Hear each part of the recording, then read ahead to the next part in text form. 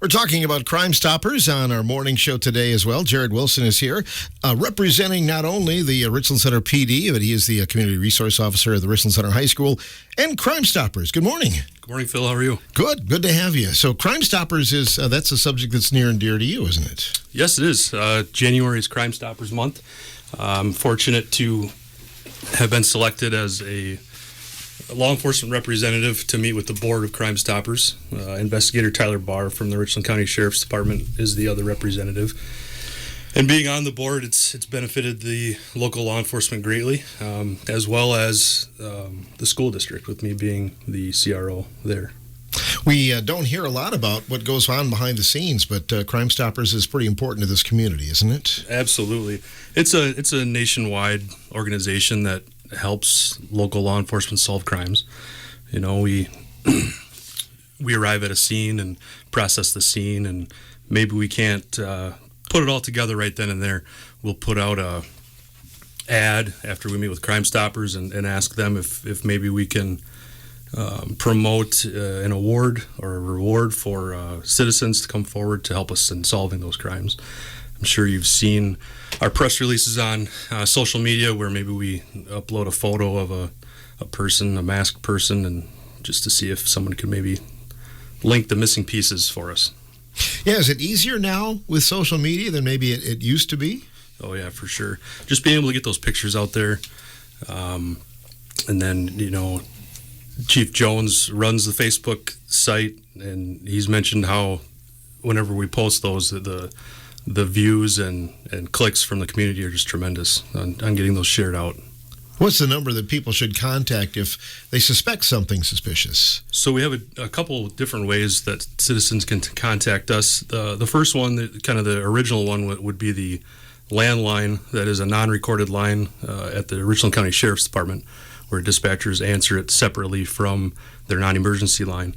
It's solely there for Crime Stoppers, and that number is 608-647-CLUE. But also we have a new way that people can anonymously report crimes or suspicious things, and that's through an app on your phone that you can download called P3 Tips. It keeps that anonymity there for people, and it makes it a lot easier for people just to go to their cell phone, open that app, and be able to communicate with an officer locally, whether it be the police department or sheriff's department, and get us those clues. That's pretty nifty, so you can download it for future use if need be then, right? Right, yep. And then, like I said, depending on the jurisdiction of the incident, it either goes to officers at the sheriff's department or the police department. And then we have a way to be able to communicate right on that app with that person, and they stay anonymous throughout the investigation. Has Crime Stoppers been a successful tool for you during your time with the department? Yeah, absolutely. So, excuse me.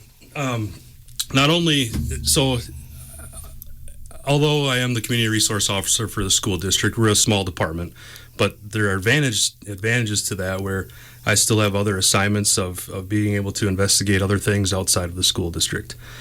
Especially in the summertime, there's no school. I know I like summers off, however, still go back on patrol and recall one investigation I had over the summer once that we had a burglary. And, you know, like I said, we process the scene, we investigate. Maybe the surveillance cameras aren't great. We submitted a request to Crime Stoppers to work together to maybe try and solve this crime. Not getting the specifics on that particular one, but let's say that we do have a grainy photo of somebody or a vehicle. We'll upload that to social media, ask for assistance. Someone might give us a name. Now, we can't just go and arrest that person based on what somebody else says, but maybe that person will say, well, I saw a person matching that description at a different place in town. Well, maybe they could provide us with another witness or another surveillance camera that will at least link the description of that person to that new place, which then maybe will give us a license plate or further our investigation that way. If only it was as easy as it is on TV, where you can solve it in an hour. Yeah, right. Yeah, take DNA from the scene and get it back in an hour. And you're done. Yeah. But certainly it has solved some crimes in the past, and and led to some arrests and things like that as well, hasn't it? Absolutely. Can't say enough about the board at Crime Stoppers. Just a bunch of caring citizens that want to help deter and solve crimes in our community. It's a great thing. They're committed and they're great to work with. How has it been this year at the Richland School? It's been good. That's something about Crime Stoppers being the CRO and being in the school. Crime Stoppers they're always looking for ways to help. One such thing was I mentioned vape detectors, and Crime Stoppers actually donated money towards the school district for vape detectors and the equipment to mount them. So. Partner School was just outfitted with vape detectors, and it's definitely made a difference with assisting with the eradication of vapes in the district. Numbers are down, which is excellent. Those vape detectors, not only do they detect when someone uses, but just knowing that they're in the building deters students from even bringing them in. And just another note, it's not only for students. We'll have sporting events in the evening or in the weekends, and those vape detectors are still on, and it is against their city ordinances to use vape on school grounds in the city of Richland Center. Just a little reminder there for folks. How does it work? So the vape detectors, they're equipped to detect the vapor that somebody exhales after using a vape device. It emits the vape, and the vape detectors are mounted in a way that the vapor will travel up to them, and then they are programmed or set up to give an alert to my cell phone, as well as the other district administration. We get that tip right away. Try, if we're available, to go to that location where that vape detector alerted us. A lot of the times we're there in time to catch that person, and then it's just a discussion and some consequences. Mm-hmm. What happens if a student is caught with it? Then what's the process that happens then? So parents are notified. Student is questioned. More often than not, the student is truthful. It turns over the device. Unfortunately, there is a consequence of a citation. Now, a lot of people think, well, what's a 16-year-old kid? How are they going to pay for a $200 ticket? They might not have a job, or even a 15-year-old.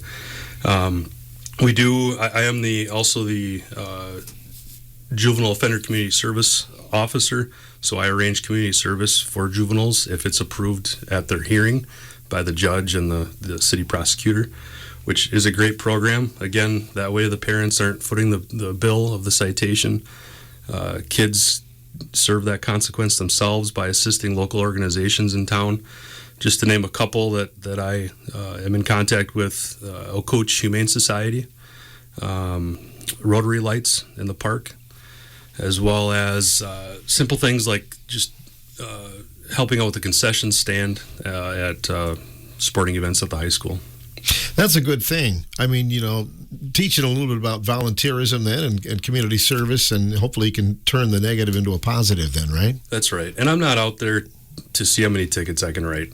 It's not something that I enjoy, but it is important to have students learn that they need to be held accountable. They know what the rules are. If they do violate those rules, there are consequences, and this is what that consequence would be. You say numbers are down a little bit. I would hope that they're down in terms of usage. The one would like to think that, but I don't know. What have you seen? I believe it is. Just in our number of offenses alone tells me they're down, but we also have the Quick 50 program that's offered at the high school, again provided by Crime Stoppers. Crime Stoppers gives me an envelope of cash, $50 bills, for students to be able to anonymously report crimes or other incidents in the school. And a lot of that has gone towards tips for other students possessing vapes. Again, like I explained before, when we receive tips and P3 tips, I'm not just going to issue a kid a citation because they're anonymously reported to have something. That takes a little bit of investigation, a little bit of questioning. But if it's found to be accurate, that student that comes forward and gives us that tip is rewarded with a $50 bill. And thinking back when I was in high school, $50 would go a long ways for a it would for me too kid in high school. I'd like to report Henry Bray. No, just kidding.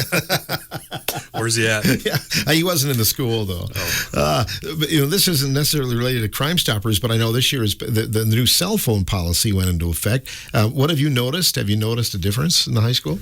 Yeah, it's been a good thing. Lot more eye contact with each other, with the students. A lot more talking to one another. I know right away when you think about taking a means of communication away from anyone, you think, well, what if something bad happens? What if there's a bad actor coming to the school and a student sitting by near a window might see it, might be able to report it faster? We haven't really had anything like that, fortunately, but that's just something that runs through your mind about maybe the negative aspects of it, but definitely far more positives from it. And, each classroom is equipped with a phone, a landline. Teachers still have them, well, not on them, but they're not looking at them during class time, obviously. But we have ways of alerting if things are going bad. But also, students are given the option to go to the office at any time to make a phone call to parents. But all in all, it's been a good thing. Kids aren't bumping into each other while staring at their screens, going from class to class. I've heard from some students, because some that we've had in here, I've quizzed them about it, and they all said, they admitted it was kind of hard to get used to, but now they like it. So I think, and between classes seem a little louder, which isn't necessarily a bad thing, right? No, I don't see anything wrong with that at all, honestly. Yeah. I'm not a teacher, but I like to see people communicating with one another, having a good time, Anything else you want to add about Crime Stoppers today, Jared? Just that it's a great organization. If anyone's interested in joining the board, reach out to me, or we'll have other means of getting a hold of us. It's just a good organization for citizens to help and assist law enforcement. Mm-hmm. And you have the board that meets on a regular basis then? We do. We meet on the second Tuesday of every month at 2 p.m. Mm-hmm. And in the meantime, again, maybe you could go over those numbers if somebody suspects something. Yeah, so the ways to contact law enforcement anonymously would be to call the tip line, 608-647-CLUE. And then also, if you look up in the App Store, P3 Tips, download that app, make sure we're in the right local law enforcement organization. And that's also a great way to keep us informed. Wonderful. Thanks for coming in today. Thank you. You bet. Jared Wilson joining us on WRCO as we talk about Crime Stoppers in our area.